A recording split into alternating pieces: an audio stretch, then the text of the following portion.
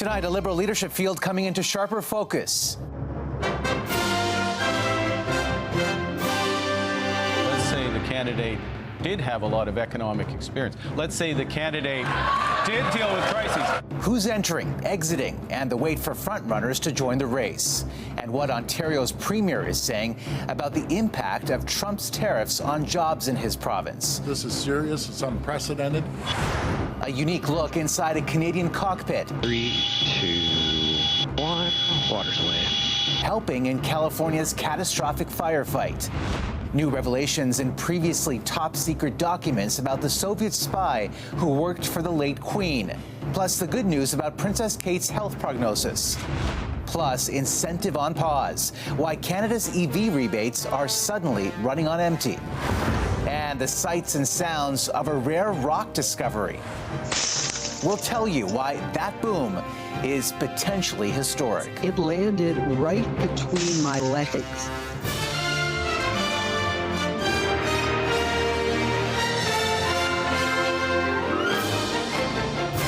CTV National News with Omar Sachedina. Good evening. The race to replace Justin Trudeau is becoming more clear tonight. Two notable prospects are out. A high-profile contender stopped just short of declaring on a U.S. late-night talk show that he is in. And another potential challenger signaled she is preparing to run. CTV's Judy Trin on the major shifts in the contest. As the Liberals search for a new leader, Karina Gould has been watching from the wings.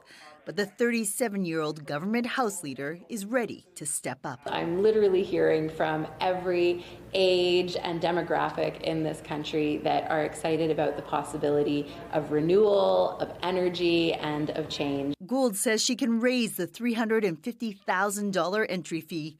Meanwhile, the industry minister backed away. I will dedicate my energy to defend Canada, to defend Canadians, to defend Canadian businesses. It was probably one of the most difficult decisions in my life. Champagne, who represents former Prime Minister Jean Chrétien's old riding, would have had considerable Quebec support, something that a former Liberal BC Premier lacked. Christy Clark told her team in an email she's not running because the 2-month race didn't give her enough time to improve her French to effectively connect with Francophone Canadians. That leaves Montreal businessman Frank Baylis, Ottawa MP Chandra Arya, and Cape Breton's Jaime Batiste as declared candidates, along with the two big names. Canada can achieve a really positive outcome. Chrystia Freeland, who helped push the Prime Minister out with her scathing resignation, will launch her campaign by releasing a plan to fight the looming trade war with retaliatory tariffs. Meanwhile, the former Bank of Canada governor made a case for himself as an outsider in an appearance on a late-night American comedy show. Let's say the candidate wasn't part of the government. Let's say the candidate did have a lot of economic experience. Let's say the candidate did deal with crises. Let's say the candidate had a plan to deal with the challenges in the here and now. Sources tell CTV News that Mark Carney will officially launch his leadership bid on Thursday from Edmonton, where he will highlight his Western roots. Meanwhile, Chrystia Freeland and Karina Gould will officially announce they're in the race before Donald Trump is sworn in as president. Omar. 6 days from today. All right, Judy, thank you. That's also the day Donald Trump has vowed U.S. tariffs on Canadian goods will kick in. The Liberals have pledged a $1 billion-plus border plan, and while it hasn't pushed Trump to back down, it did get praise today from a Conservative premier who also issued a warning. With more, here's CTV's senior political correspondent Michael Couture. Mike. Omar, bolstering our border is supposed to be the key to avoiding punishing 25% tariffs from the U.S. Ontario Premier Doug Ford says his province will work with the federal government to improve border security. He met with the federal finance minister Dominic LeBlanc, where the premier was shown the federal border plan, which Ford calls fabulous. LeBlanc says the $1.3 billion plan has been well received by American officials, and it includes a mix of technology and boots on the ground. High-range drones, long-range drones, surveillance towers, 80 new canine units to search fentanyl at the border. LeBlanc says there will be a joint air command, including high-visibility helicopters. That plan is expected to be laid out to premiers tomorrow in Ottawa when they meet with the Prime Minister. However, CTV News is hearing from sources in both Ontario and Alberta that there are tensions growing between Premier Doug Ford and his counterparts from Alberta and Saskatchewan. They aren't on the same page when it comes to retaliatory measures if President-elect Donald Trump does follow through on his tariff threat. Ford wants to keep everything on the table, while Premiers Scott Moe and Daniel Smith do not want Canadian energy to be caught up in this trade war. A war that Ford says will be devastating to the Canadian economy, especially in Ontario. It could cost 500,000 jobs. This is serious. It's unprecedented. And let's hope it doesn't cost 500,000 jobs. But we need the ability to go in there and support the sectors and the people to make sure we protect Ontario and return Canadian jobs as well right across our country. All of that will hang over tomorrow's meeting, where it will be up to Prime Minister Justin Trudeau to bridge the gap between premiers and present a united Team Canada. Omar. All right, Mike, thank you. In the face of those tariff threats, Canadians are continuing to help Americans battle the disastrous wildfires in California, which have now killed at least 25 people. And extreme winds in the forecast will create even tougher conditions. CTV's Andrew Johnson with a rare look at the fight on the front lines. The day began with a fresh firefight in the dark. New flames breaking out northwest of Los Angeles. The wind is blowing this fire right along the riverbed.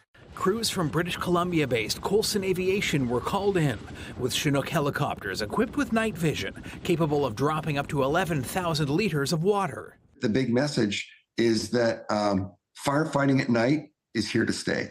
Coulson is providing us a first look inside the cockpit with crews Coulson says have made a significant difference despite the destruction. This wind is violent. It moves the fire extremely quickly. And without aerial assault, it would have been a lot worse. They are joined in the air by Quebec-based super scoopers, including the plane that was damaged by a drone that has now been repaired. We don't really think about danger when we go up in the air.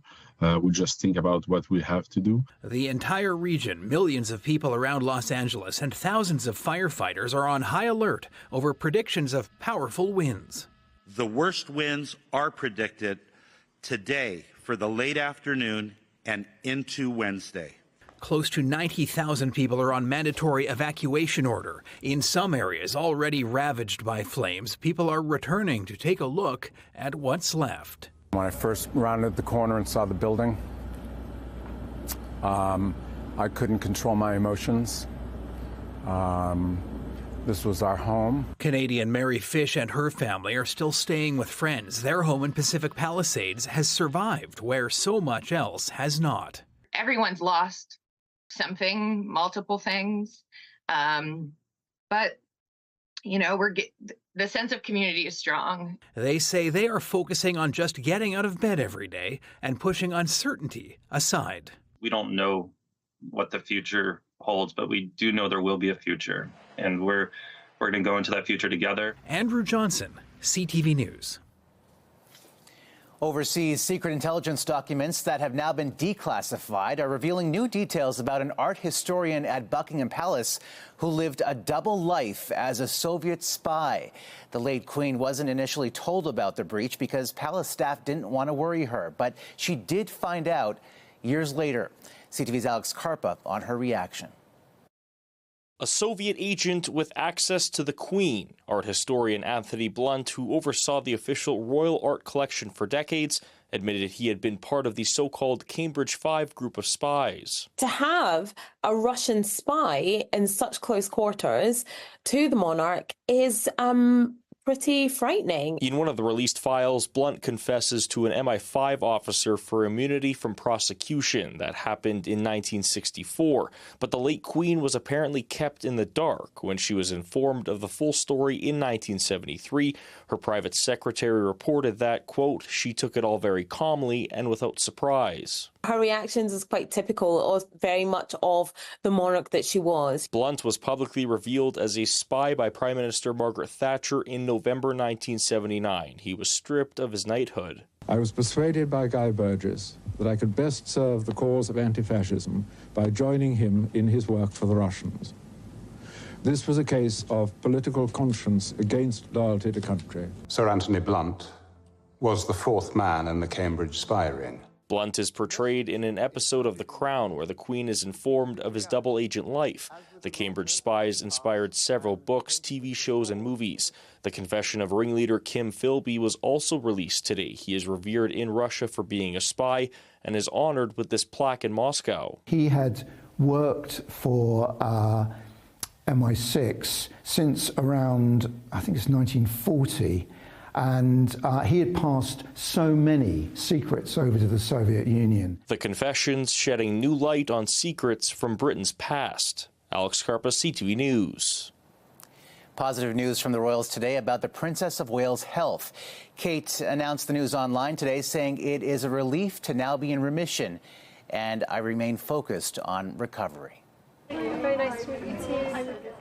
Kate returned to the London hospital today where she had chemotherapy last year after cancer was found during abdominal surgery. Kate met with patients and staff to thank them. Here at home, a nasty stomach flu is sweeping through a Canadian university campus, leaving hundreds of students sick.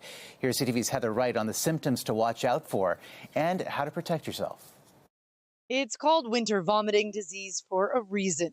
Cases of norovirus rise as temperatures fall. It is intense vomiting, really bad vomiting, as well as diarrhea, gastrointestinal, stomach churning. You're not feeling well at all. Several provinces are reporting an increase in cases of the highly contagious disease. A spike also being seen in the United States and the United Kingdom. At the University of Guelph, officials say an outbreak appears to be improving. 243 cases have been reported since last Monday, primarily in one residence. I've heard that it's really bad there right now. They don't have enough bathrooms for everyone. The university says it's doing what it can to contain the spread of the virus, including increased cleaning and handing out vomit bags to affected students. Really active and enhanced cleaning measures, which is what our custodial staff are doing right now to ensure that there is extra cleaning of high-touch surfaces, washrooms, door handles. While unpleasant, norovirus typically resolves itself in a few days. And while cases appear to be higher than normal, experts say there are a few reasons why. The pandemic, and doctors are specifically naming the illness more often, rather than using umbrella terms like gastroenteritis. Certainly during COVID, there was a significant slowdown in norovirus activity because of less travel, closure of a lot of settings, et cetera, lots of cleaning. And so, I think we're starting to see us getting closer to normal, if not at normal, plus probably a little bit more identification that really puts a name to this disease. There's no antiviral treatment for norovirus and no vaccine, though one is in the works, currently in stage 3 clinical trials. Heather Wright, CTV News, Toronto. Coming up. How do you explain your completely false charges against me? You fully investigated. The fiery confirmation hearing for Donald Trump's defense secretary nominee.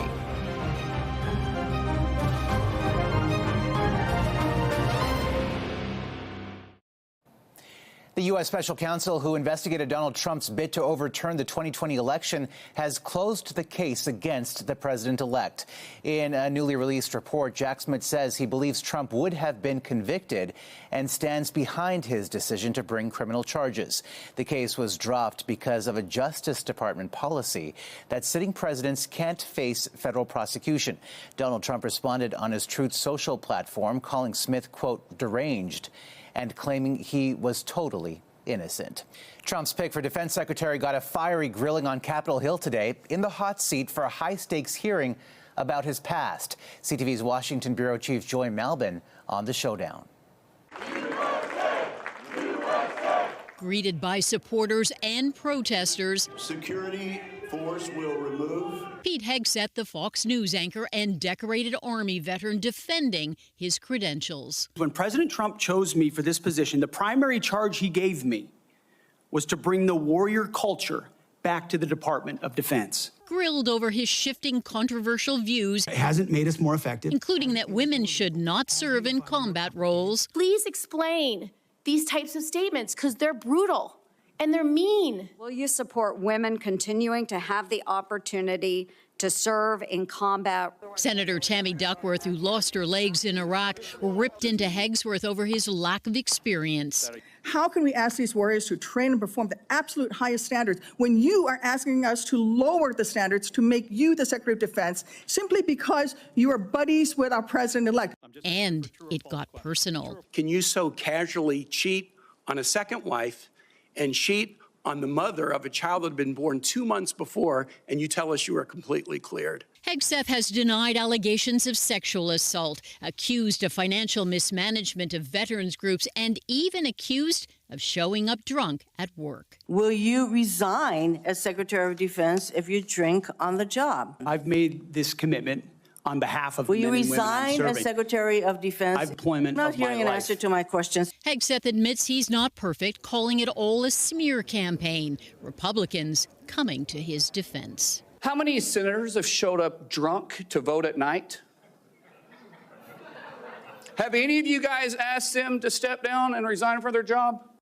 Democrats call Hegseth unfit, unqualified, but Republicans are in the majority, and it's unlikely they'll cross Donald Trump and his choice to lead America's powerful fighting force. Omar? All right, Joy, thank you.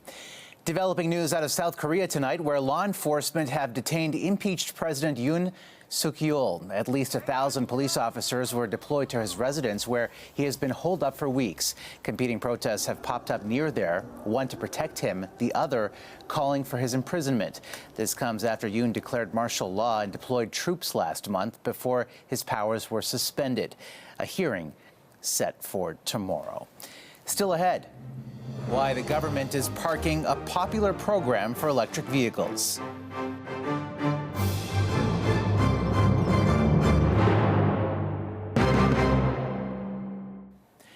A bitter battle over a lotto ticket is over. Co-workers of a BC winner have failed in their bid to claim a share of his $2 million jackpot, a win they only found out about when they saw him posing with the oversized check.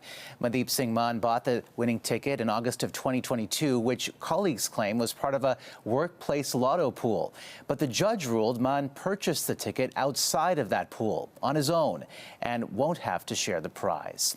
Ottawa is suddenly pumping the brakes on Canada's EV rebates, leaving buyers and dealers in limbo. CTV's Garrett Barry on why the incentive has run out of gas.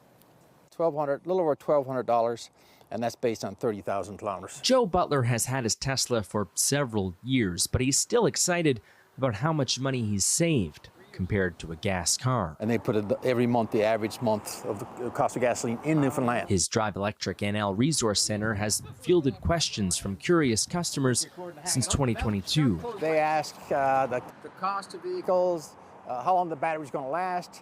There's warranty on all the vehicles now, 8 years, 200,000, pretty well. For a true electric believer like Butler, this week's news that the federal government will stop offering EV rebates is a bruise, not a fatal blow. Most of these vehicles, I think, are sold not by dealerships, but by friends or family who have already got one. But other customers who spoke to CTV News are reconsidering their options, including one family who said they called the dealership yesterday to pay a deposit on a vehicle, only to be told the sale price and weekly payment had jumped. Transport Canada says its vehicle rebate program ran out of cash 2 months earlier than expected, although there is still money for the medium and heavy-duty vehicle subsidies. There are some car manufacturers who are sending cars by ship, and while they're on the ship, it went from admissible to non-admissible. Daniel Breton, who helps run the Electric Mobility Canada lobby group, says the sudden shift caught just about everyone off guard. Transport Canada warned dealers and other stakeholders on Friday that money was getting short, but by Monday morning, it was suddenly all gone. And I'm getting phone calls from dealers and manufacturers. Everybody's stunned to see how sudden this has been. And I'm not impressed. To tell you the truth, I'm not impressed with the way this has been handled. In a statement, Minister of Transportation Anita Anand said the pause reflects a success in the program, which has subsidized 500,000 vehicle purchases. Garrett Barry, CTV News, St. John's. Well, no car, but a Nova Scotia groom has gifted his football-loving bride a big surprise at the altar. We're going to see the Bills.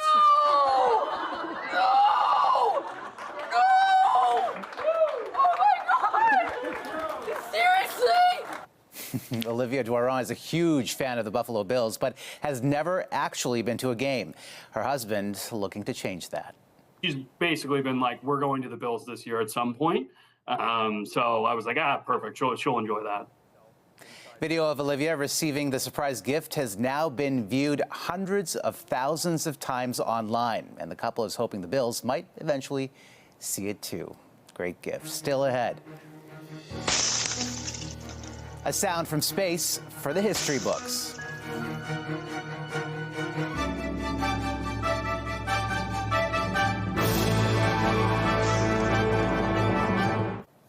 A researcher in Prince Edward Island believes the province may be home to a world first that is out of this world. It's something you have to hear and see to believe. CTV's Sarah Plowman explains. On an ordinary day on Prince Edward Island, something extraordinary. A sound never recorded before. Captured clearly in daylight. The smash steps away from Joe Validum's house. What hurtled from the sky missed hitting the homeowner by about 2 minutes. It landed right between my legs where I was standing. He'd left to walk his dogs. When he got back, all he saw was a mess. We had no idea what it was, and we were cleaning it up and going to throw it away. But a neighbor heard a crash and questioned, was this a meteorite? The homeowners wondered too when they saw their camera and sent photos to a meteorite expert at the University of Alberta who happened to be on his way to PEI for a family vacation. Chris Hurd confirmed that yes, this was a meteorite, the first ever recorded to land on PEI, but also a first for the world. The first time that we've ever had a recorded fall of a meteorite hitting the surface of the Earth with sound included. The sound of a space rock about the size of a kiwi shattering on impact. When I showed it to my wife, she said it sounded like ice breaking, like if you took a chunk of ice and just smashed it, right? It's remarkable because it's never really been heard before. The researcher says the meteorite likely broke off from an asteroid between Mars and Jupiter. We often see them speed across our skies, but in Canada, only about 70 meteorites have been recovered. Rarely do they hit a structure like when this piece hit a home in Edmonton or this one crashed through a ceiling in Golden, BC. This homeowner is glad he moved and also in awe. We need to be reminded that the lives that we lead are just a small part of this, celestial drama that's so much bigger than we can possibly imagine. And so, what are the chances? A question perhaps for the universe. Sarah Plowman, CTV News, Fredericton. And that is a snapshot of this Tuesday. For all of us at CTV National News, thank you for watching. Good night and see you tomorrow.